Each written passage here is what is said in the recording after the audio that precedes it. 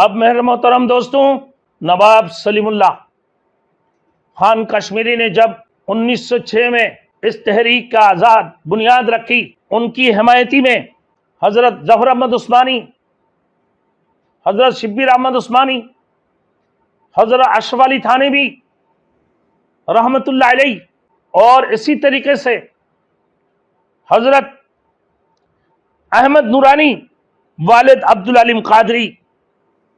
یہ پاکستان کی حمایت میں تھے، آج جبکہ کانگریس میں مولانا حسین احمد مدانی رحمت اللہ علیہ تھے۔ اب یہ آواز آنا شروع ہو گئے کہ پاکستان کا مطلب کیا ہے، لا الہ الا اللہ۔ تو اس دور کی کچھ علماؤں نے یہ سوچا کہ پاکستان کے ہمارے مسلمانوں کے لیے کہ ہندوؤں کی رسم و رواج سے ہٹ کر جب مسلمانوں کو رہن سہن الگ ہے، مسلمانوں کی مسجدیں الگ ہے، مسلمانوں کی عبادت کی طریقہ کار الگ ہے، تمام تر چیزوں کو دیکھتے ہوئے علماء، ان بزرگان دین نے، نواب سلیم اللہ خان کشمیری نے یہ بنیاد رکھی 1906۔ پھر اس کی بعد ان کی ساتھ دینے والے AKM فضل الحق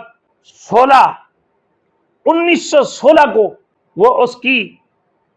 آل انڈیا مسلم لیگ کی جنرل سیکریٹری بنتی ہیں۔ سیکریٹری بننے کے بعد وہ پھر صدر بنتا ہے۔ پھر 1923 کو وہ بنگال کے وزیر اعظم بنتا ہے AKM فضل الحق، اور پھر AKM فضل الحق، محمد علی جوہر، اشرف علی تھانوی رحمت اللہ علیہ، حضرت شبیر احمد عثمانی رحمت اللہ علیہ، حضرت ظفر احمد عثمانی رحمت اللہ علیہ، ادھر سے مفتی شفیع عثمانی رحمت اللہ علیہ، یہ ساری علماء کرام، یہ سارے بزرگان دین، محمد علی جوہر، یہ سب کے سب AKM فضل الحق، یہ سب نے